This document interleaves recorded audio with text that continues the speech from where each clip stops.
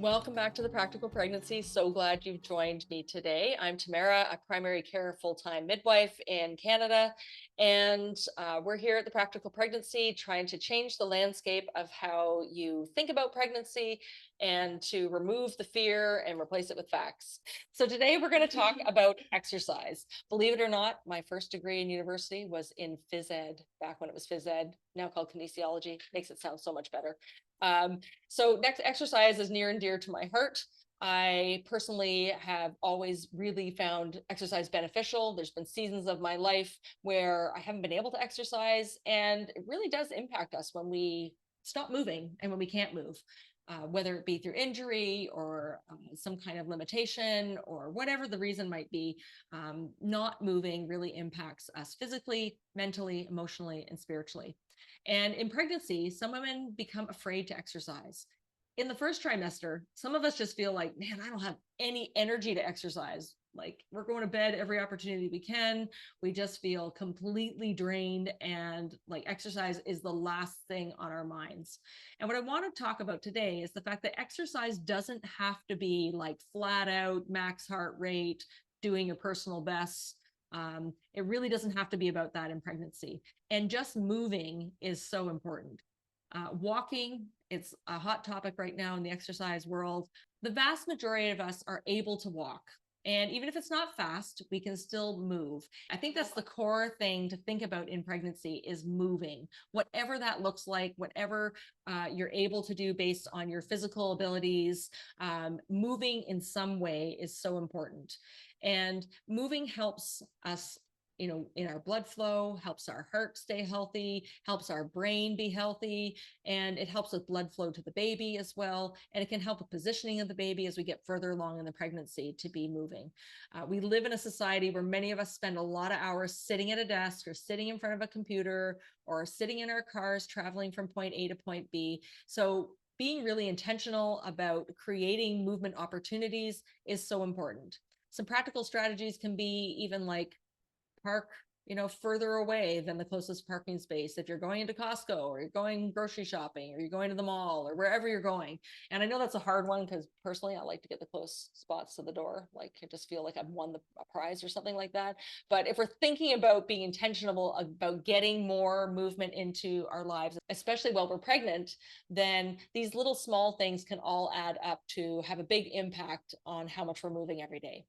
Now, for those of you who have never exercised before, I often get asked, can I start exercising in pregnancy?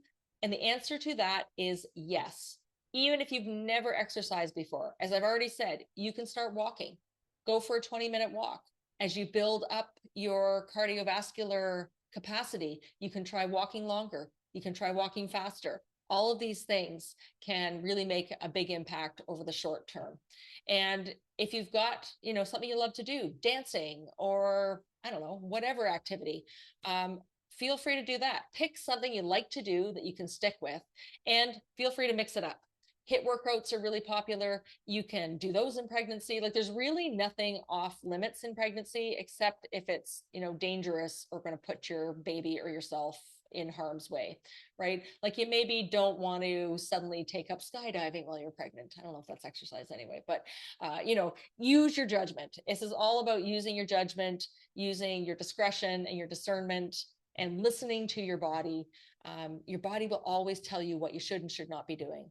If it hurts to the point where you feel like something's wrong, don't do it. A little bit of pain in exercise is normal, but it shouldn't be pain that's debilitating or getting worse over a short period of time. Many people will also say, like, well, I already exercise. Can I keep doing this? Can I keep lifting weights? Can I keep running? And the answer to that, again, is listen to your body. There's no reason you can't continue with those activities, but you want to be mindful that your body is going to change as the baby's growing and getting bigger. Your center of gravity changes. That will change how you're able to do certain moves and certain activities.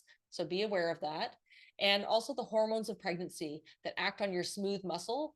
There's one main hormone called relaxin that you may have heard of. It causes, exactly like it sounds, your smooth muscle, your tendons, your ligaments to become more relaxed. And that's so that your body can accommodate your growing baby. That said, it can make you a little bit more susceptible to injury in pregnancy.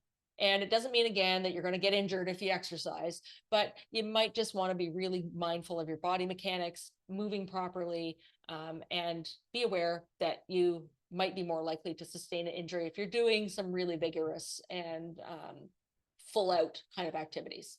I also tell all my clients it's not the time to set personal bests or go for world records in any event. Like, you're just maintaining your fitness, and or if you've never exercised, starting out to gain a fitness base. So do what you love. The bottom line is move, whatever that looks like, whether it's walking outside, on a treadmill, going to the gym, lifting weights. Oh, just another little note about lifting weights. Really not recommended to do the Valsalva maneuver. That's where you hold your breath when you're lifting something heavy. It's good to keep breathing so that you're not creating those real extremes in pressure inside your body.